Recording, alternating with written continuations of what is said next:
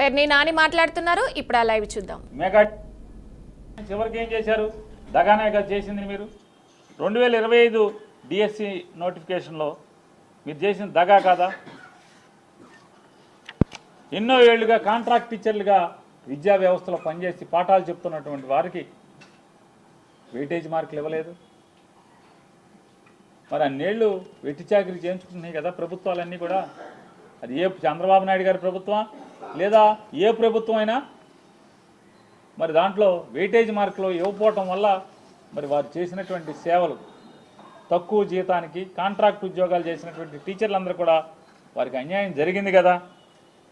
అలాగే ప్రశ్నాపత్రాల్లో అనేక ప్రశ్నలు తప్పులు తడక మీరు సమాధానాలన్నీ కూడా మీరు ఇచ్చారు.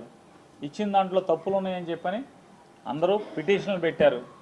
మరి దానికి ఏమన్నా సక్రమంగా దాన్ని సరిచేశారా? సరిచేసిన దానికి ఏం మార్కులు ఇచ్చారు? లేదా మీ తప్పుల్ని సరిదిద్దుకుంటూ విద్యార్థులకి ఎవరైతే మీ తప్పులకి పరిహారంగా వాళ్ళకి మార్కులు ఇచ్చారా, ఇవ్వలేదా? ఇక మామూలుగా అది అర్థం కాని ప్రశ్నలు. భగవంతుడికి కూడా తెలియదు ఏం జరిగింది. ఈ తప్పులు ప్రశ్నాపత్రాల్లో వచ్చినటువంటి తప్పులకి ఏం జరిగిందో అనేది సరిదిద్దారా సరిదిద్దలేదా అనేది కూడా భగవంతుడికి కూడా తెలియని పరిస్థితి. ఇవాళ ఎన్నికల ముందు ఏం చెప్పారు? ప్రతి నెల మేము ఎక్కిన 100 రోజుల నుంచి ప్రతి నెల లోకేష్ నాయుడు గారు చెప్పారు, పాదయాత్రలో నారా చంద్రబాబు నాయుడు గారు చెప్పారు. వాళ్ళ మాటనే మళ్ళీ ఎత్తుకుని పవన్ కళ్యాణ్ గారు చెప్పారు. జాబ్ క్యాలెండర్ ఇస్తా ఉన్నారు. ఎన్ని జాబ్ క్యాలెండర్లు ఇచ్చారు ఇప్పుడు దాకా? ఎన్ని జాబ్ క్యాలెండర్లు ఇచ్చారు? జాబ్ క్యాలెండర్లు ఇవ్వలేదు కదా. ఇవ్వకపోగా జాబ్ క్యాలెండర్లు ఇవ్వకుండా ఏం చేస్తున్నారు? మీరేం చెప్పారు? 2014లో ఏం చెప్పారు? ఇంటికి ఒక ఉద్యోగం ఇస్తా ఉన్నారు. ఉద్యోగం ఇవ్వకపోతే నిరుద్యోగ భృతి ఇస్తా ఉన్నారు. ఇచ్చారా? మోసమే కదా మీరు చేసింది. ఎన్ని ఉద్యోగాలు ఇచ్చారు? 25,000 ఉద్యోగాలు కూడా సరిగ్గా ఇవ్వలేని పరిస్థితి. 25,000 30,000 కూడా ఇవ్వలేనటువంటి మీ పరిస్థితిలో ఇంటికి ఒక ఉద్యోగం ఉన్నారంటే ఆంధ్రప్రదేశ్ రాష్ట్రంలో 25,000-30,000 ఉన్నాయా ఇళ్ళు? కొన్ని నిరుద్యోగ భృతి ఇచ్చారా? నిరుద్యోగ భృతి ఇవ్వాల. పోనీ ఈసారి ఏం చెప్పారు? ఈ ఎలక్షన్లో ఏం చెప్పారు? ఎన్ని లక్షల ఉద్యోగాలు ఇస్తామని చెప్పారు? ఎవరికైనా ఇచ్చారా? ఇవ్వకపోతే ఏం చేస్తామని చెప్పారు? ఇవ్వకపోతే ఏం చేస్తున్నారు? నిరుద్యోగ భృతి ఇస్తాన్నారుగా, ఇచ్చారా ఎవరికన్నా? నిరుద్యోగ భృతి లేదు. ఎక్కిన చంద్రబాబు నాయుడు గారు ఎక్కిన ప్రతిసారి దగా మోసం. 1990 2014లో అదే దగా, 2020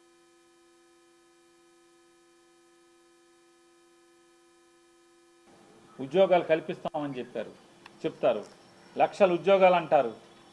నిరుద్యోగ భృతి అంటారు. ఇవ్వలేకపోతే ఏమన్నా మేము చేయలేకపోతే చొక్కా పట్టుకోమంటారు. ఎక్కడికి వచ్చి పట్టుకోవాలి? మీరేమో హెలికాప్టర్లోనూ విమానాల్లో ఎక్కి తిరుగుతూ ఉంటారు. ఉద్యోగం లేనటువంటి నిరుద్యోగులేమో రోడ్ల వెంబడి సైకిల్ మీద తిరుగుతూ ఉంటారు. ఎక్కడికి వచ్చి పట్టుకోవాలి? నుంచోవాలి కదా. పని ఎక్కడో దయచేసి సెంటర్కి ఊరూరికి నేను ఉద్యోగాలు ఇవ్వలేకపోయినా నా చొక్కాలు పట్టుకోమని మీరు అవకాశం ఇవ్వాలి కదా. అవకాశం ఎవరు? చొక్కాలు పట్టుకుంటాకి.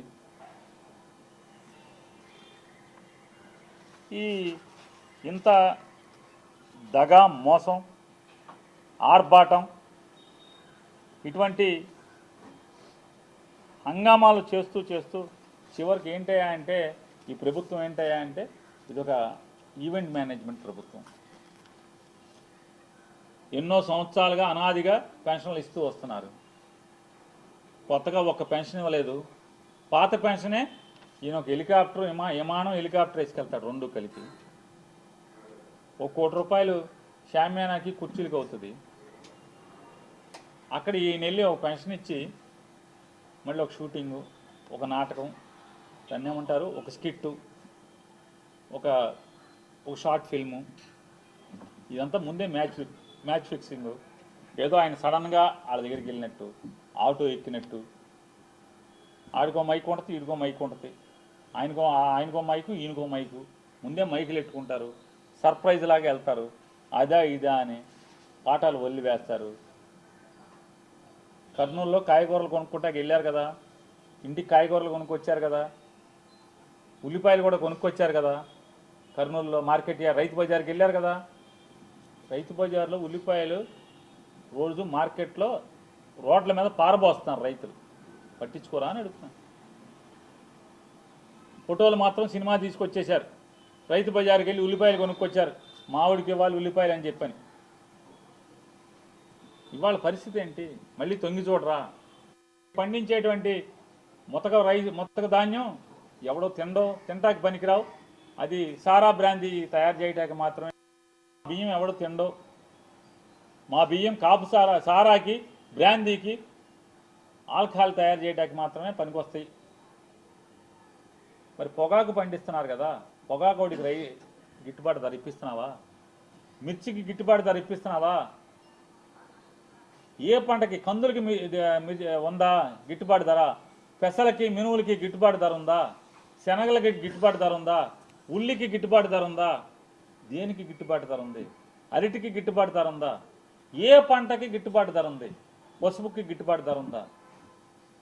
నారా చంద్రబాబు నాయుడు ప్రభుత్వంలో ఏ పంటకి నువ్వు చెప్పినట్టుగా మేము పండించే ధాన్యం తింటాకి పనికిరావు, మరి మిగతా అన్నీ కూడా తింటాకి పనికి వస్తాయి కదా. ఏ పంటకి గిట్టుబాటు ధర ఇస్తున్నారు మీరు? ఎవరికి ఇస్తున్నారు? మామిడికి గిట్టుబాటు ధర ఉందా? డబ్బా కొట్టుకున్నారు, హంగామా చేశారు. మామిడికి కేజీ 4 రూపాయలు ఇస్తున్నామని చెప్పని సబ్సిడీ కింద, అంటే కాంపాషనేట్ చేస్తూ రైతుకు నష్టపరిహారం కింద 4 రూపాయలు ఇస్తున్నామన్నారు. ఎన్నాళ్ళు అయింది? ఎన్ని నెలలు అయింది జీవో ఇచ్చి? నారా చంద్రబాబు నాయుడు గారిని నేను ప్రశ్నిస్తున్నా, పవన్ కళ్యాణ్ గారిని ప్రశ్నిస్తున్నా, 4 నయా పైసలైనా ఎవరికన్నా చిత్తూరులో మామిడికాయ రైతుకి వేశారా అని అడుగుతున్నాను. ఛాలెంజ్ చేస్తాను. ఎన్నాళ్ళైంది మీరు హంగామా చేసి? జగన్మోహన్ రెడ్డి గారు వెళ్తే ఎన్ని మాటలు మాట్లాడారు, అవాకులు చవాకులు పేరారు. జగన్ గారి ప్రోగ్రాంని ఆపడానికి ట్రై చేశారు. జగన్ గారి ప్రోగ్రాంలో రైతుల్ని కేసులు కట్టారు, రైతుల మీద, జగన్ గారి మీద కేసులు కట్టారు. మేము 4 రూపాయలు ఇస్తుంటే జగన్ వెళ్ళి ఇప్పుడు వెళ్ళి అడావిడి చేస్తున్నాడని. 4 రూపాయలు కాదు, కేజీకి 4 పైసలు ఎవరికైనా ఇచ్చారా మీరు? నారా చంద్రబాబు నాయుడు గారు ఆంధ్రప్రదేశ్ రాష్ట్ర ఖజానా నుంచి 4 పైసలు ఎవరికైనా ఇచ్చారా? ఎందుకు ఇవ్వలేదు? దగా కదా. జగన్ ఎక్కడికి వెళ్తే అక్కడ ఏదో ఒక స్టేట్మెంట్ ఇవ్వటం, దగా చేయటం. పొగాకు చుట్టాకి వెళ్తే వెంటనే కేంద్ర ప్రభుత్వానికి రాయటం. పెమ్మసాని వెళ్ళి కేంద్ర మంత్రిని కలుస్తాడు. మిర్చి కోసం వెళ్తే లెటర్ రాస్తారు. పెమ్మసాని వెళ్ళి లేకపోతే రామ్మోహన్ నాయుడు వెళ్ళి మంత్రులను కలుస్తారు. అప్పుడు దాకా మీరు పడుకున్నారా? జగన్ వెళ్ళే వరకు లేకరా? రైతులను పట్టించుకోరా? ఈ రాష్ట్ర ప్రజలను పట్టించుకోరా అని అడుగుతున్నాను. పాలనని గాలికి వదిలేసి ముగ్గురు 3 హెలికాప్టర్లు 3 విమానాలు వేసుకుని, రామోజీరావు గారి కొడుక్కి సిగ్గన్నా లేదు. జగన్ 51 సార్లు బెంగళూరు వెళ్ళి వచ్చాడంటాడు. జగన్కి బాధ్యత లేదు, ప్రతిపక్ష బాధ్యత లేదు, ఎమ్మెల్యే బాధ్యత ఒకటే ఉంది. ముఖ్యమంత్రి, ఉప ముఖ్యమంత్రి, డిఫాక్టో ముఖ్యమంత్రి, ముగ్గురు కలిసి ఎక్కడ ఉంటున్నారు? ఎన్నిసార్లు హైదరాబాద్ ఇల్లు వస్తున్నారు?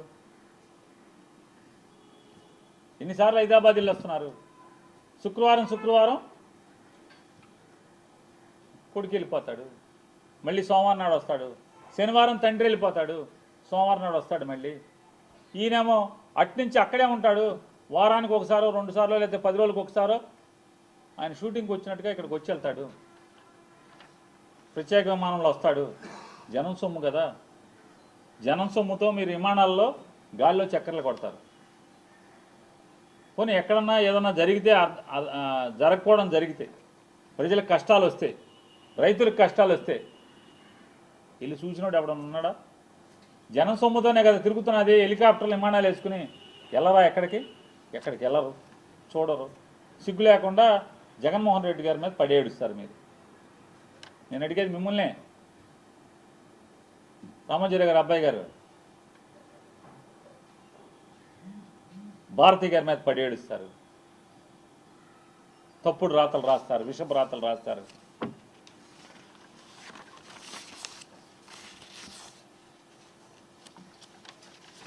ఇంకా ఇప్పటికైనా జగన్ మీద పడి ఆడటం మాని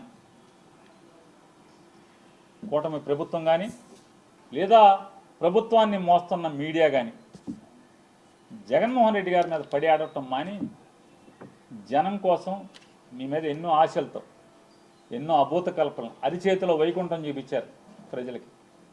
ప్రజల గురించి పట్టించుకోండి, వాళ్ళ కష్టం వస్తే వెళ్ళి చూడండి.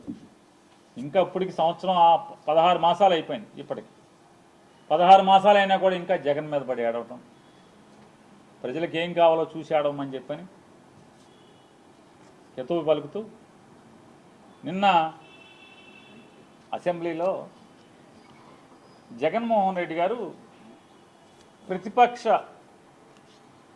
నాయకుడిగా అసెంబ్లీలో నాకు సమయాన్ని ఇచ్చేటువంటి, అంటే పాలక పక్షంతో ధీటుగా ఆంధ్రప్రదేశ్ రాష్ట్రంలో ఉన్నటువంటి ఏకైక అసెంబ్లీలో ఉన్నటువంటి ఏకైక ప్రతిపక్షంగా, ఆంధ్ర రాష్ట్రంలో ప్రభుత్వానికి వ్యతిరేకంగా పనిచేస్తున్నటువంటి ఏకైక పార్టీగా, 40% ఓట్లు తెచ్చుకున్నటువంటి రాజకీయ పార్టీగా, ప్రజల పక్షాన ప్రభుత్వం చేస్తున్నటువంటి పాపాలు, ప్రభుత్వం చేస్తున్నటువంటి తప్పులు, ప్రభుత్వం చేస్తున్నటువంటి మోసాలని నిలదీయటం కోసం అసెంబ్లీలో నా గళం వినిపించడానికి సరైన సమయాన్ని ఇచ్చేదానికి నాకు అవకాశం కల్పించండి అని చెప్పని కోర్టును ఆశ్రయిస్తే, కోర్టు స్పీకర్ గారిని నోటీస్ అందజేస్తే దాని మీద